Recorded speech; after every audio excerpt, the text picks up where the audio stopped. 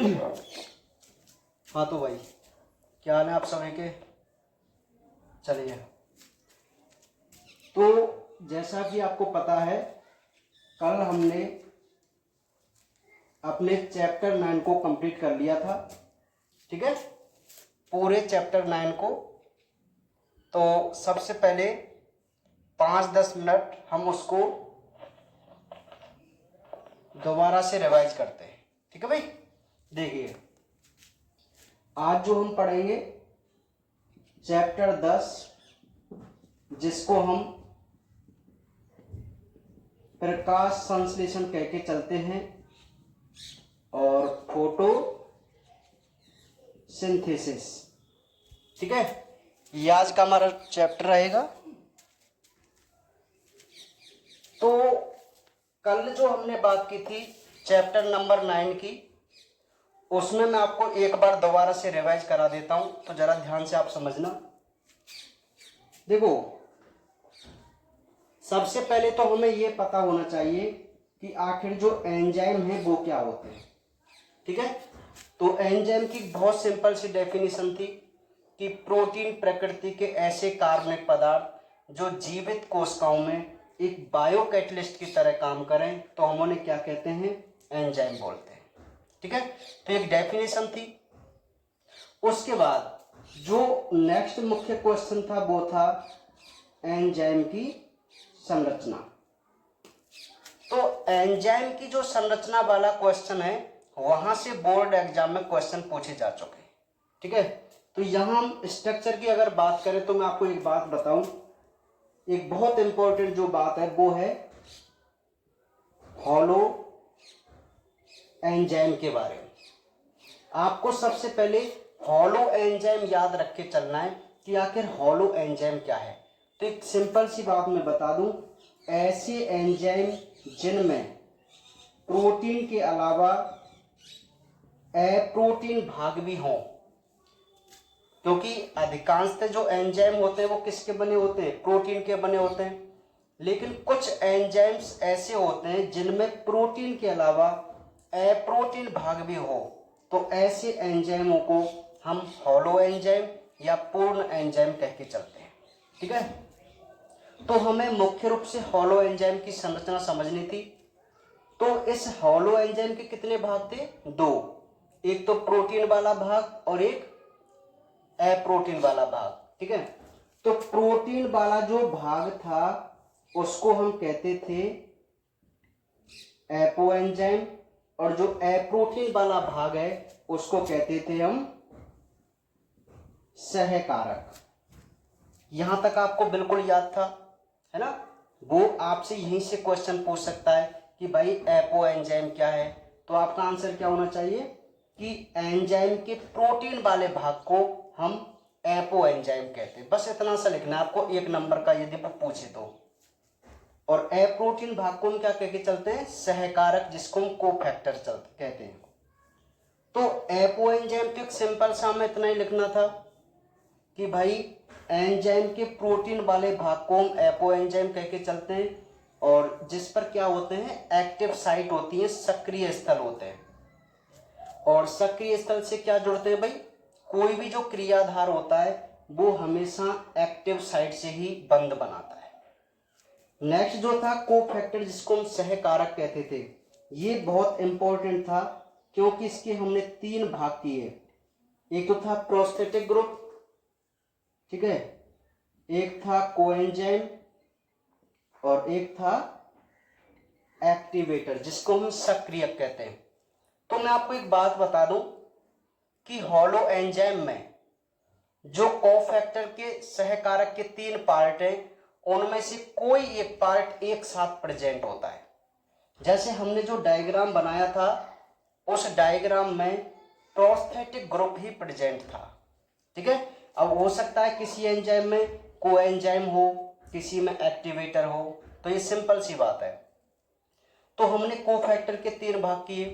Prosthetic group क्या है, आप सभी को पता है कि यदि अप्रोटीन भाग एपो एंजाइम से मजबूती से जुड़ा हुआ है तो हम उसे प्रोस्थेटिक ग्रुप कहते हैं। जैसे साइटोक्रोम, है ना, एग्जाम्पल जरूर आपको याद रखना है। कोएंजाइम क्या था कि यदि एपो एंजाइम से एप्रोटीन भाग ढीले ढाले रूप में जुड़ा हुआ है तो उसे हम कोएंजाइम कहते हैं। ठीक है, एग्जाम्पल इसका कोएंजाइम ए। ठीक है, तो ये भी आपको याद करके चलना है। नेक्स्ट जो है थर्ड है एक्टिवेटर, जिसको हम सक्रिय कह के चलते हैं। तो एक बहुत सिंपल सी बात वो यहाँ कहता है कि यदि एप्रोटीन भाग के रूप में कोई धातु हो, बात समझना, यदि एप्रोटीन भाग के रूप में कोई धातु हो तो हम उसे सक्रिय कह के चलते हैं। इसका एग्जाम्पल था आयरन। ठीक है, तो ये एक बहुत इंपॉर्टेंट यहाँ हमने क्वेश्चन पढ़ा था, जिसको हम हॉलो एंजाइम की क्या कह के चल रहे थे, स्ट्रक्चर कह के चल रहे थे। तो यहाँ तक आपको याद है बिल्कुल। नेक्स्ट उसके बाद जो हमने बात की वो की थी एंजाइम के गुणों के बारे में। ठीक है, तो एंजाइम के गुणों में मैंने आपको बहुत बार बताया कि भाई एंजाइम के जो गुण होते हैं, एक तो एक प्रोटीन प्रकृति के, कॉलॉइड प्रकृति के, इनका आकार जो बृहत होता है और ये अम्लीय व क्षारीय से क्या करते हैं, क्रिया करते हैं।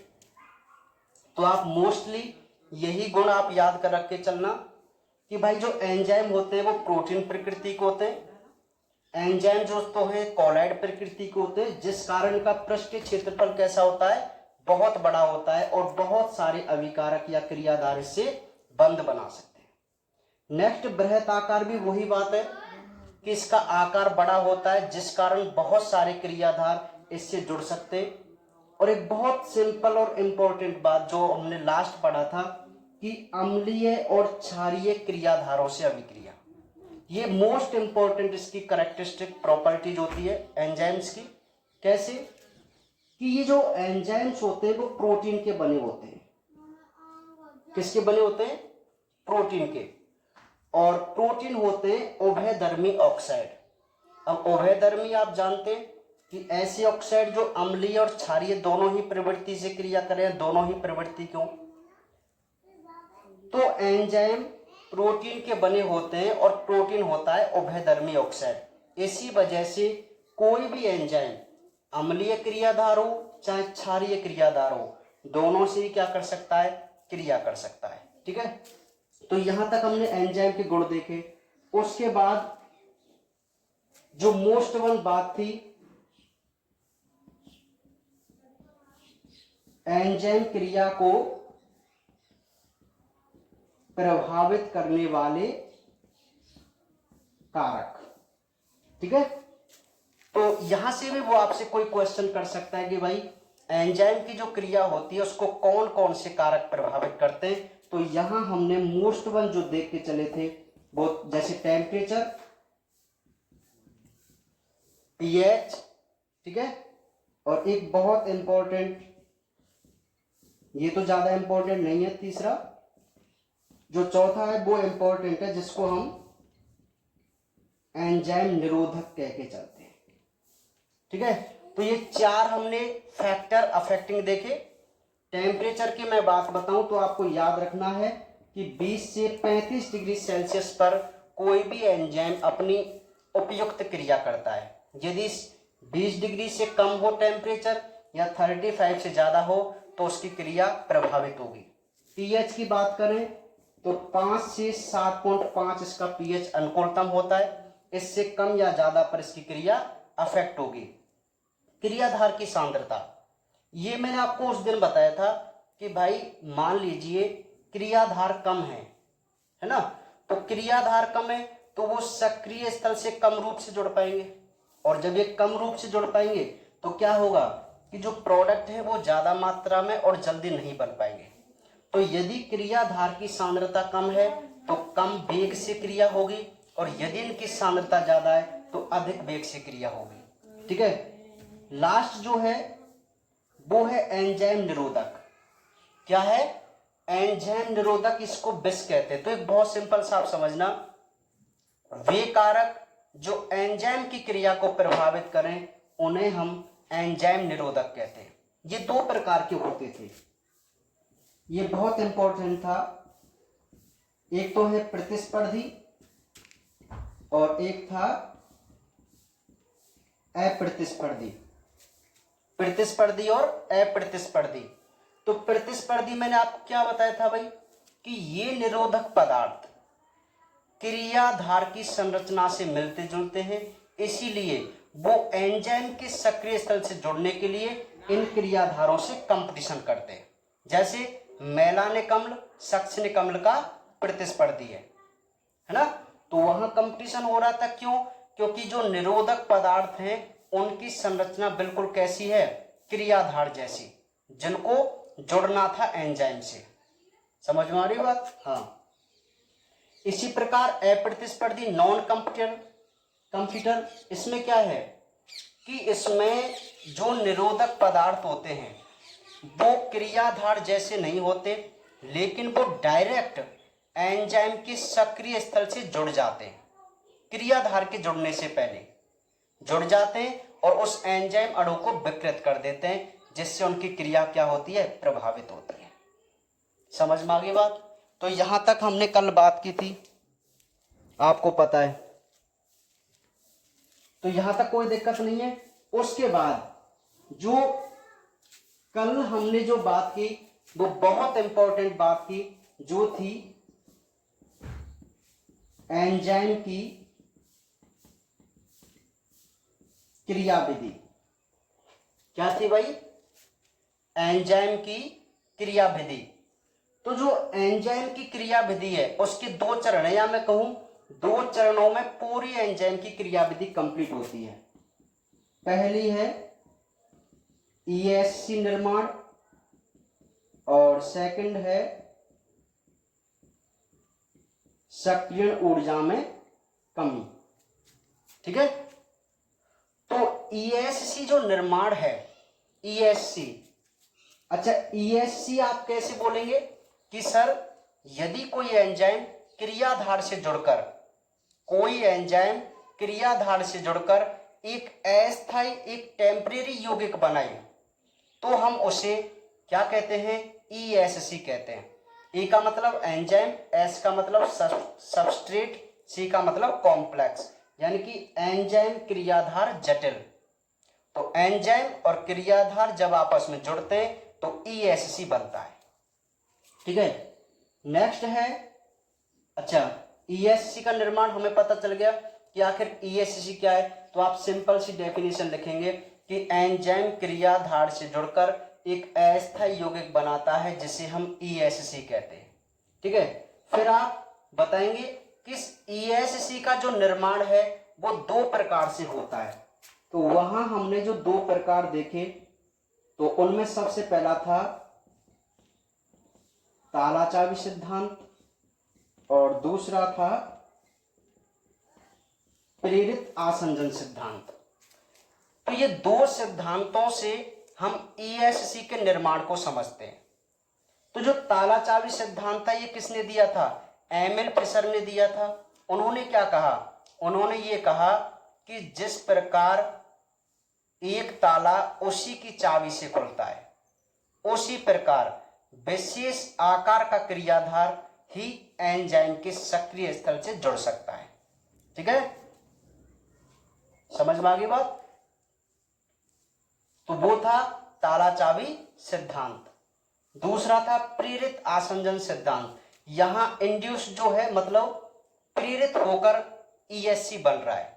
तो कैसे प्रेरित होगा, हमें यहां ये लिख के चलना था कि भाई प्रारंभ में जो एंजाइम्स होते हैं उनके सक्रिय स्थल क्रियाधार के पूरक नहीं होते। मतलब उन दोनों का जो, एक तो एंजाइम का एक्टिव साइट और क्रियाधार की संरचना एक जैसी नहीं होती प्रारंभ में, लेकिन जैसे ही क्रियाधार एंजाइम के संपर्क में आता है, एंजाइम के सक्रिय स्थल उन क्रियाधार से प्रेरित होकर अपनी संरचना को उनके जैसी बना लेते हैं, क्रियाधार जैसी, है ना। तो वो ये कहना चाहता है, कॉसलैंड जो वैज्ञानिक थे इन्होंने इसको दिया था। तब इन्होंने कहा कि यहाँ पर जो एक्टिव साइट है वो प्रेरित होकर अनुपूरक हो रहे हैं, इसीलिए इसको हम प्रेरित आसंजन सिद्धांत कहते हैं। ठीक है, तो ये दो सिद्धांत हमें मुख्य रूप से समझने हैं, इस बार बोर्ड में आने के चांस है भाई, ध्यान से समझ लेना इसको ना, इसलिए मैं इसको रिवाइज करा रहा हूं, ठीक है, क्योंकि बहुत मोस्ट इंपॉर्टेंट चैप्टर है, पूरा देखना। अभी 10 पार्ट में स्टार्ट होगा, वहां भी हम कुछ मुख्य बात करेंगे, ठीक है। हाँ, तो दूसरा है सक्रिय ऊर्जा में कमी। रिवाइज करने से क्या है, आपको दोबारा से उन चीजों का पता चल जाता है कि हमें इस चैप्टर में किस चीज पर ज्यादा ध्यान देना है। सक्रिय ऊर्जा में कमी, तो आपको सबसे पहले 1 नंबर का ये भी तो पूछ सकता है वो कि सक्रिय ऊर्जा क्या है, तो आप डायरेक्ट जवाब देंगे कि किसी भी रासायनिक अभिक्रिया को संपन्न होने के लिए जो आवश्यक ऊर्जा होती है उसे हम सक्रिय ऊर्जा कहते हैं। फिर आप बोलेंगे कि जो एंजाइम होते हैं उनमें ये विशेषता होती है कि वो कम सक्रिय ऊर्जा पर प्रोडक्ट बना देते हैं, उत्पाद बना देते हैं, ठीक है। क्योंकि हम भी जानते हैं कि भाई यदि किसी रासायनिक अभिक्रिया को विदाउट एंजाइम के हम कराएं तो उसके लिए बहुत ज्यादा ऊर्जा की आवश्यकता होती है, तो मतलब बहुत ज्यादा सक्रिय ऊर्जा चाहिए। लेकिन यहाँ टॉपिक क्या है, सक्रिय ऊर्जा में कमी। तो आप खुद बताइए, यदि आप उस रासायनिक अभिक्रिया में एंजाइम को ऐड करके चल रहे हैं तो सक्रिय ऊर्जा ज्यादा चाहिए कम चाहिए, कम चाहिए ना, तो वही तो टॉपिक है, सक्रिय ऊर्जा में कमी, ठीक है। ये बोर्ड एग्जाम में पूछ लिया गया है। तो ये थी हमारी एंजाइम की क्या क्रियाविधि। तो आपको यहां तक समझ में आ गई थी, क्रियाविधि बहुत इंपॉर्टेंट है। नेक्स्ट जो हमने देखा, इसके बाद जो कि लास्ट ईयर में यहां से क्वेश्चन आया है, मैं इसीलिए आपको रिवाइज करा रहा हूं क्योंकि यहां से हर साल बोर्ड में क्वेश्चन आए तो इस बार भी जरूर आएगा भाई, ठीक है, इस चैप्टर से। तो एंजाइम के नामकरण की मैं बात करूं तो इनका नामकरण हम 2 पद्धतियों से कर सकते हैं। किन से कर सकते हैं, 2 पद्धतियों से कर सकते हैं। पहली जो पद्धति है वो है क्रियाधार के आधार पर और दूसरी है रासायनिक अभिक्रिया के आधार पर, है ना। तो देखिए, ड्यूक्लॉक्स नाम के एक वैज्ञानिक थे, उन्होंने ये कहा था कि यदि कोई एंजाइम जिस क्रियाधार पर कार्य कर रहा है उस क्रियाधार के नाम के पीछे यदि हम एज लगा दें तो वह उस एंजाइम का नाम बन जाता है। तो भाई क्रियाधार के आधार पर, तो लास्ट ईयर बोर्ड एग्जाम में यही क्वेश्चन पूछा गया था कि क्रियाधार के आधार पर एंजाइमों के नामकरण को समझाइए, ठीक है। तो हमें क्या कहना था कि भाई क्रियाधार के अंत में एज लगा देने से उस एंजाइम का नाम बन जाता है।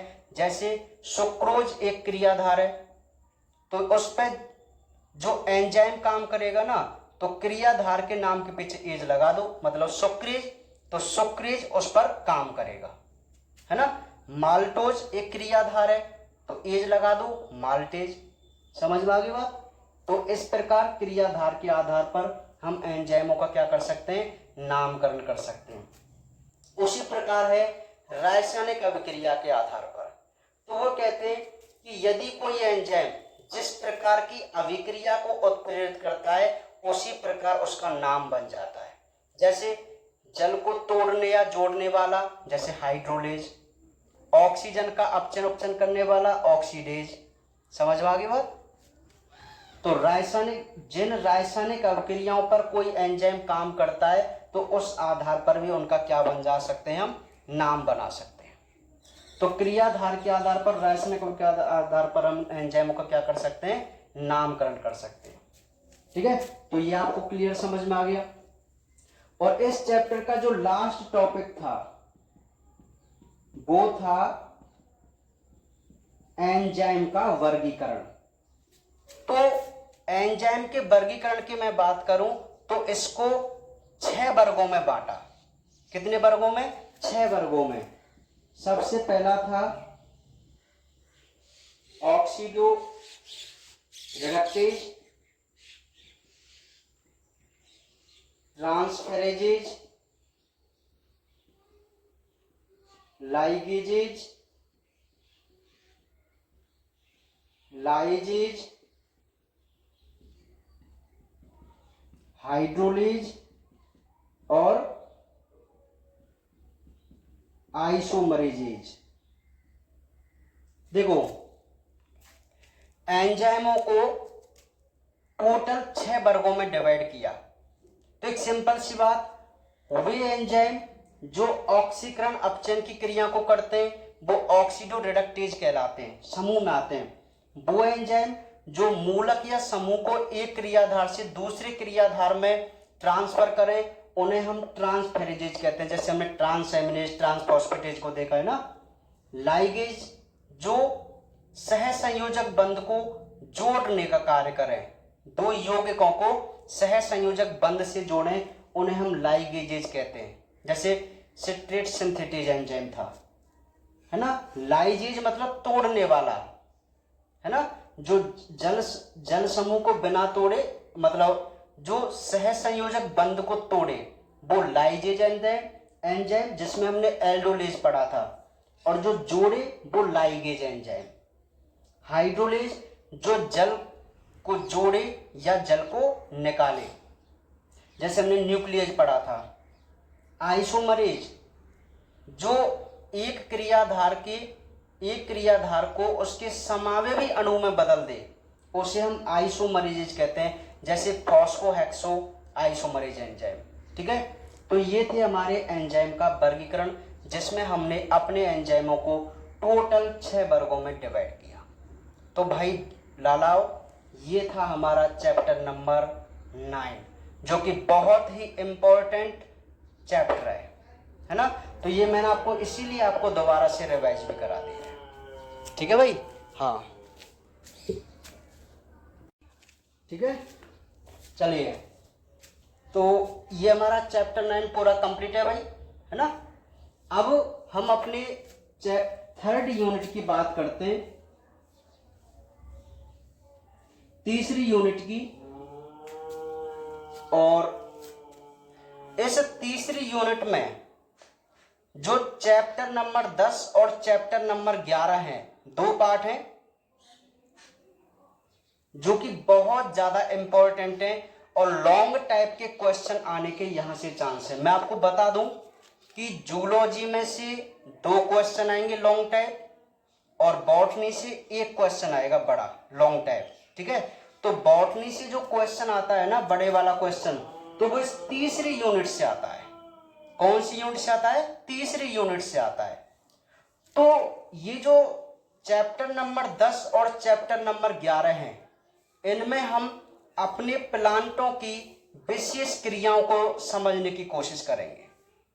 जैसे चैप्टर नंबर 10 में हम प्लांटों में प्रकाश संश्लेषण को समझेंगे। मतलब प्रकाश संश्लेषण से डायरेक्ट सा मतलब ये होता है कि हम ये समझने की कोशिश करेंगे कि आखिर प्लांटों में भोजन किस प्रकार बनता है। ठीक है, समझ में आ गई बात? हाँ, तो देखिए भाई, और उससे अगला जो चैप्टर है चैप्टर नंबर 11, उसमें हम पढ़ेंगे रेस्पायरेशन, श्वसन। तो वहां हम ये देखेंगे कि आखिर प्लांटों में रेस्पायरेशन किस प्रकार होता है। तो ये 2 चैप्टर जो है वो हमारे लिए बहुत इंपॉर्टेंट है भाई। समझ में आ रही मेरी बात? तो देखिए भाई, फोटोसिंथेसिस, प्रकाश संश्लेषण। तो सबसे पहले हम इसकी परिभाषा की बात करते हैं, उसको समझने की कोशिश करते हैं। देखिए, पौधों द्वारा वायुमंडल से CO2 व मिट्टी से जल लेकर प्रकाश की उपस्थिति में पर्णहरित की सहायता से ग्लूकोज का निर्माण करना प्रकाश संश्लेषण कहलाता है। 6CO2 + 12H2O प्रकाश पर्णहरित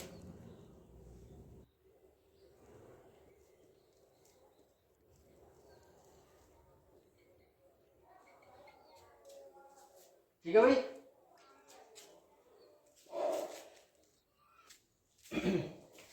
ठीक है, तो ये जो डेफिनेशन है वो फोटोसिंथेसिस की, जिसको हम प्रकाश संश्लेषण कहते हैं।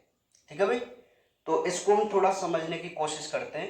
देखिए कि भाई, अच्छा पहली बात तो जो फोटोसिंथेसिस होता है, प्रकाश संश्लेषण होता है, उस विधि के द्वारा पौधे अपना क्या बनाते हैं, भोजन बनाते हैं। ये सबसे पहली बात है कि भाई प्लांट जो होते हैं अपना भोजन किस विधि से बनाते हैं, तो वो फोटोसिंथेसिस से बनाते हैं, प्रकाश संश्लेषण विधि से। तो हम इसको समझने की कोशिश करें कि आखिर फोटोसिंथेसिस क्या है। तो एक डेफिनेशन जो आपके सामने लिखी हुई है उसको ध्यान से समझने की कोशिश करना कि पौधों के द्वारा वायुमंडल से कार्बन डाइऑक्साइड ली जाती है और मिट्टी से लिया जाता है जल। वायुमंडल से कार्बन डाइऑक्साइड और मिट्टी से लिया जाता है जल। प्रकाश की उपस्थिति होनी चाहिए, प्रकाश की क्या होनी चाहिए, उपस्थिति, और पर्णहरित की सहायता से। ये जो पर्णहरित है, क्लोरोफिल जिसको हम कहते हैं, ये पर्णहरित लीफ में होता है, प्लांट की लीफ में होता है। तो इस पर्णहरित की सहायता से प्लांट जो होते हैं इन दोनों क्रियाधारों को प्रोडक्ट में जो बदलते हैं ना, वो है ग्लूकोज। ग्लूकोज बना दिया और बनाते हैं ये ऑक्सीजन। नहीं, ये बात समझ में। तो ग्लूकोज क्या है, जो ये स्टार्च बना है, यही प्लांटों का क्या है, भोजन है। क्या है भाई, भोजन। बात समझ में आई कि नहीं आई? ठीक है, हाँ, तो नोट कीजिए इसको, डेफिनेशन को, समीकरण को, बहुत इंपॉर्टेंट है।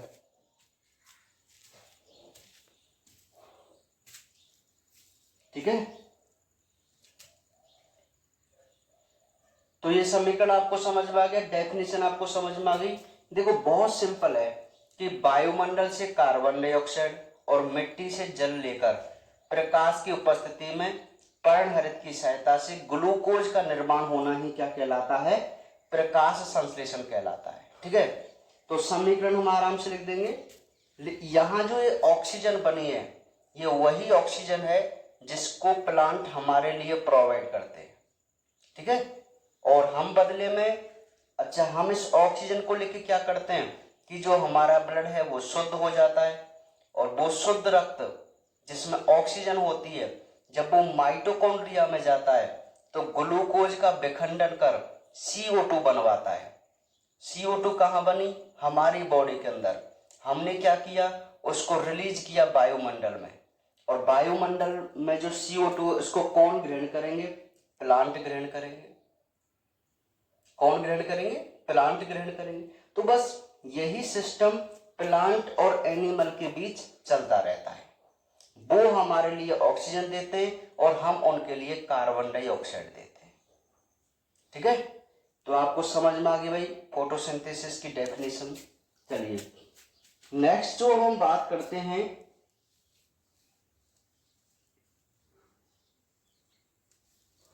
वो है प्रकाश संश्लेषण का स्थल। ठीक है, तो मैं मुख्य रूप से यहां लिख सकता हूं हरित लवक, जिसको हम क्लोरोप्लास्ट कहते हैं। देखिए नेक्स्ट जो टॉपिक है वो है प्रकाश संश्लेषण का स्थल। यानी कि वो ये कहना चाह रहा है कि प्लांट के उस संरचना या उस भाग के बारे में आप बताइए जहां फोटोसिंथेसिस की क्रिया होती है। तो उस स्थान का नाम होता है हरित लवक। क्या होता है भाई, हरित लवक। तो अब हम मुख्य रूप से जो संरचना पढ़ेंगे वो हरित लवक की संरचना पढ़ेंगे। ठीक है, तो देखते हैं हरित लवक क्या होता है, क्लोरोप्लास्ट क्या होता है। तो देखिए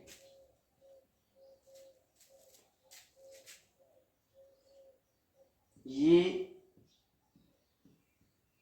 प्रकाश संश्लेषण का स्थल है। ये दोहरी कला से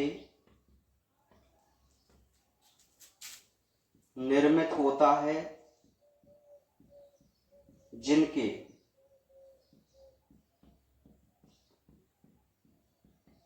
बीच के अवकाश को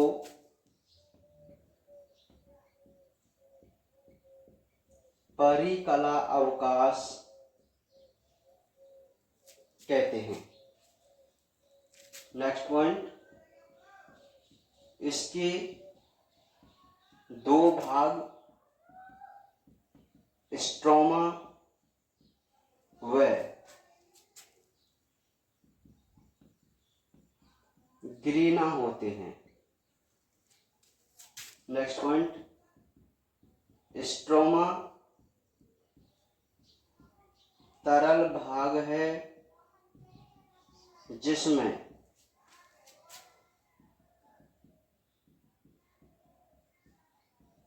फॉस्फोलिपिड, आरएनए, एंजाइम आदि रहते हैं।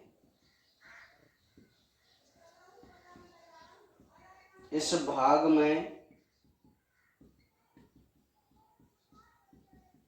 नलिका तंत्र होता है जिसे थाइलेकॉइड कहते हैं। ये थाइलेकॉइड सिक्के के चट्टे जैसे व्यवस्थित हो जाते हैं, जिसे ग्रेना कहते हैं।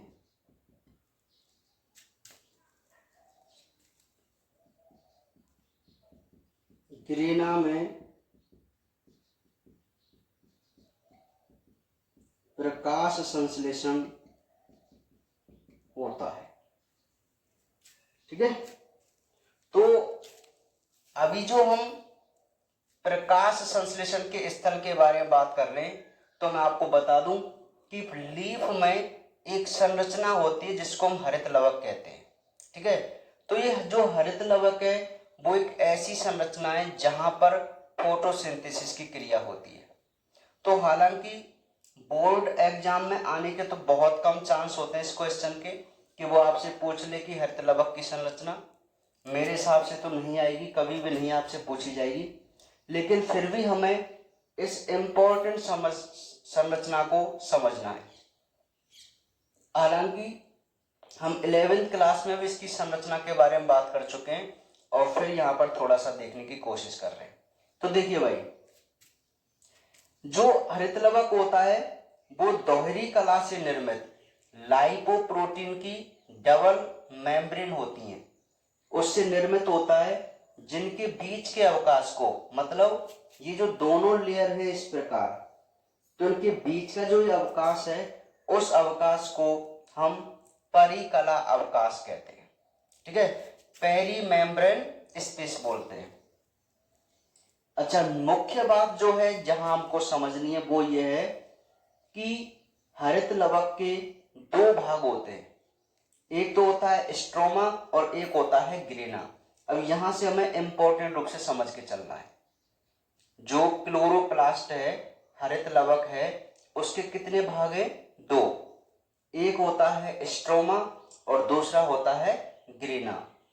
तो इस हरित लवक का जो तरल भाग है, मैट्रिक्स, उसे हम कहते हैं स्ट्रोमा, जिसमें फॉस्फोलिपिड है, आरएनए है, एंजाइम्स हैं, डीएनए, मतलब बहुत सारी चीजें जो कोशिका में होती हैं वो प्रेजेंट होती है तरल भाग में, और ग्रेना भी जो है वो स्ट्रोमा में ही प्रेजेंट होता है ना। अभी हम इसका डायग्राम बनाएंगे तब इसको और समझने की कोशिश करेंगे।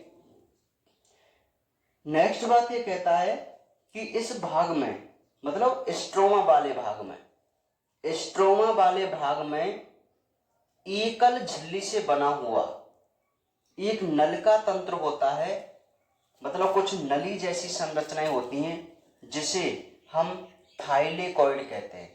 ये बहुत इंपॉर्टेंट संरचना है थाइलेकॉइड, ठीक है।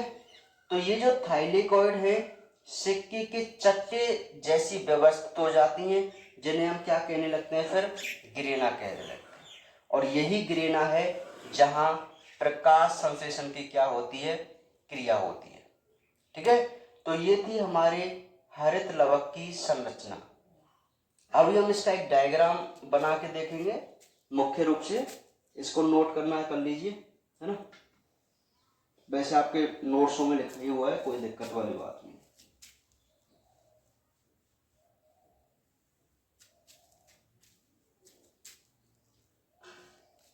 डायग्राम की हम बात करें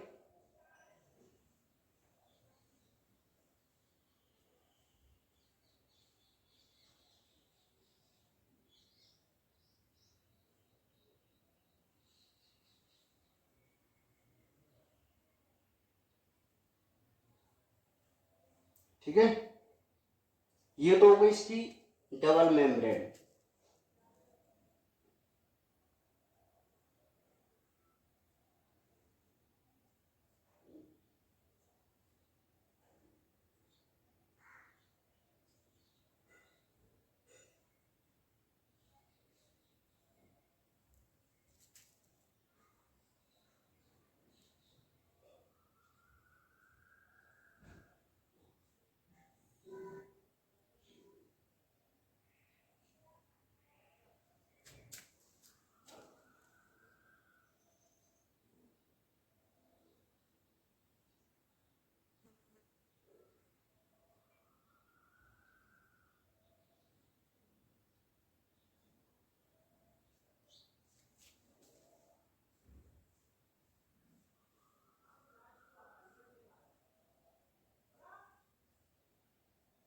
ठीक है।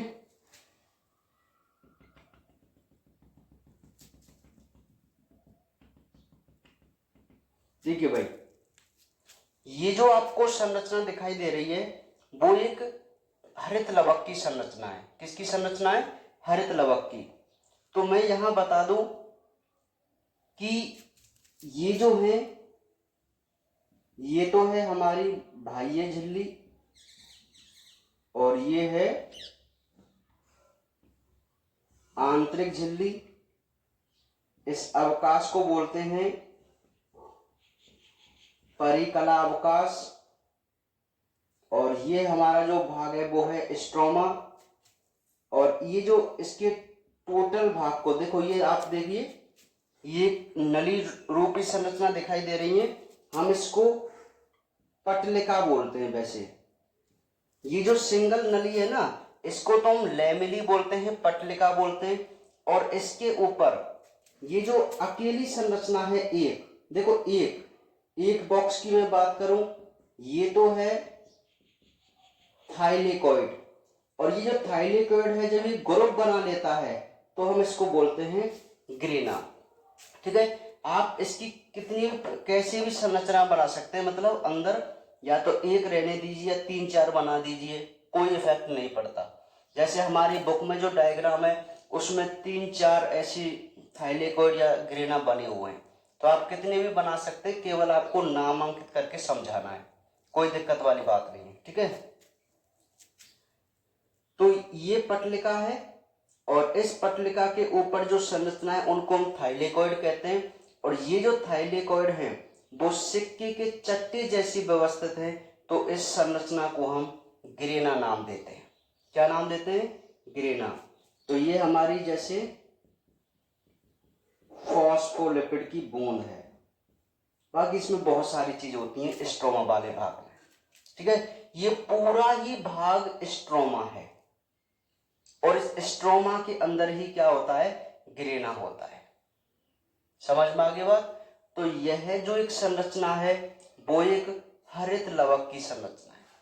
आप इस डायग्राम को बनाइए।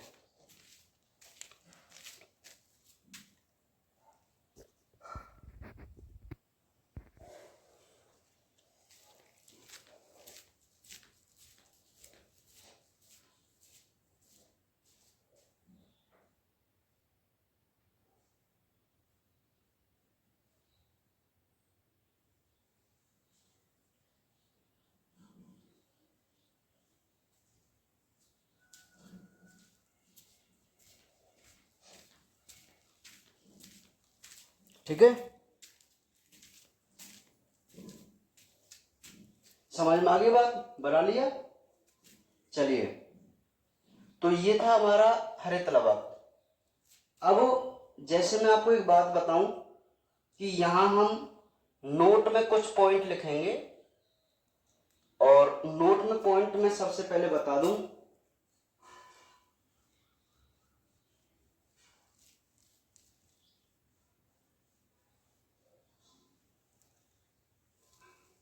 एक होता है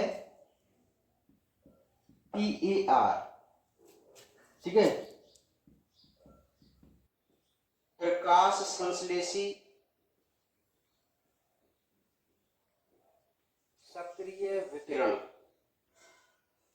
ठीक है, PAR प्रकाश संश्लेषी सक्रिय विकिरण, ये क्या होता है? एक छोटी सी परिभाषा है, तो मैं आपको बता दूं। प्रकाश संश्लेषी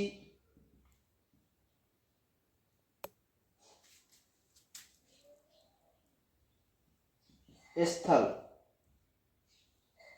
वर्णक 400 से 700 nm के बीच की तरंगों का अवशोषण करते हैं, अतः इस भाग को पार कहते हैं। देखिए, गिरेना जो होता है, गिरेना में कुछ प्रकाश संश्लेषी वर्णक होते हैं, जैसे कैरोटीनॉइड्स है, ज़ैंथोफिल है ना, पर्णहरितवी है ना, क्लोरोफिल, वो भी एक प्रकाश संश्लेषी वर्णक है। अभी हमने क्लोरोफिल नहीं पढ़ा, पर्णहरित नहीं पढ़ा, अभी हम क्लोरोप्लास्ट पढ़ रहे हैं, हरित लवक। तो वहां ये कहता है कि जो गिरेना वाला भाग है, जिसको हमने प्रकाश संश्लेषी स्थल माना, वह स्थान क्या करता है? लाल, नीले और बैंगनी रंग के प्रकाश को ज्यादा एब्जॉर्ब करते हैं। तो वह स्थान जहां, अच्छा, उनकी जो लैम्डा का मान होता है वो 400 से 700 होता है, इतनी तरंग दैर्घ्य होती है उनकी। तो ये जो प्रकाश संश्लेषी वर्णक हैं वो 400 से 700 तरंग दैर्घ्य एनएम के बीच की तरंगों का क्या करते हैं? बेस्ट एब्जॉर्प्शन करते हैं।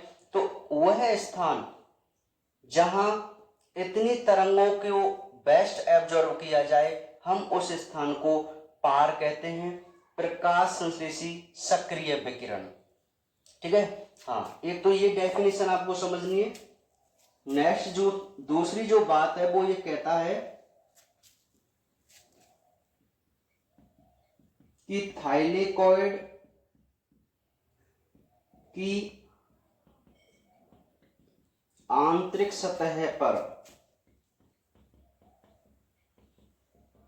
गोलाकार संरचना होती हैं जिन्हें क्वांटासोम, बहुत इंपॉर्टेंट, कहते हैं। एक क्वांटासोम में 230 पर्णहरित अणु होते हैं।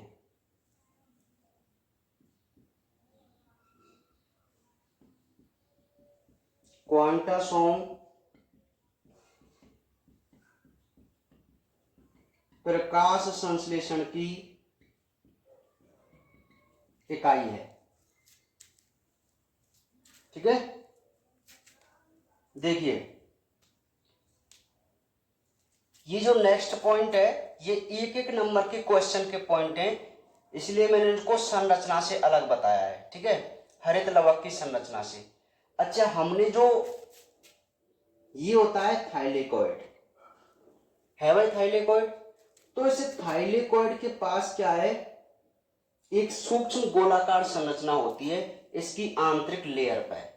ठीक है, तो इस संरचना को हम बोलते हैं क्या, क्वांटासोम। तो मैं आपको बता दूं, एक नंबर का कई बार क्वेश्चन पूछ ले जाता है कि प्रकाश संश्लेषण की इकाई क्या है।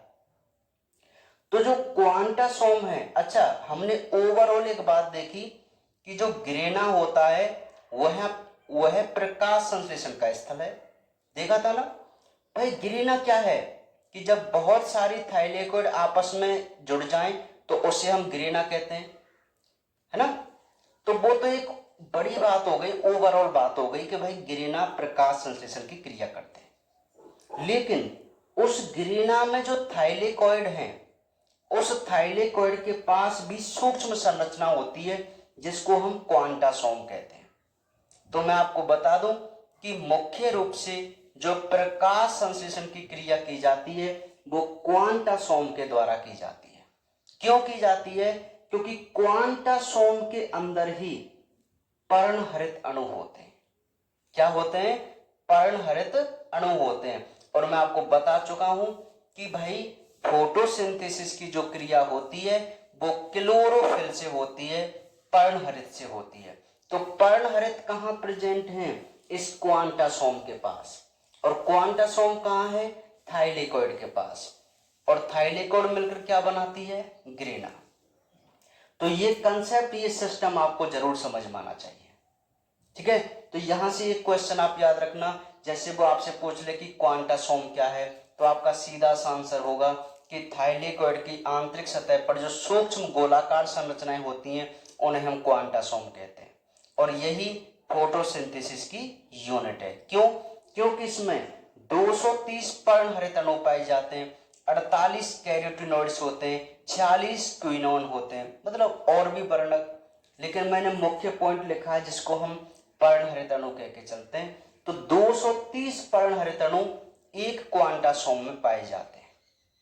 ठीक है, और एक क्वांटासोम एक थाइलेकोइड की आंतरिक सतह पर होती है। तो ये बहुत इंपॉर्टेंट बात है भाई, समझ में आई कि नहीं आई। ठीक है, हाँ तो ये नोट कर लिया आपने, क्वांटासोम वगैरह है ना, बहुत इंपॉर्टेंट है।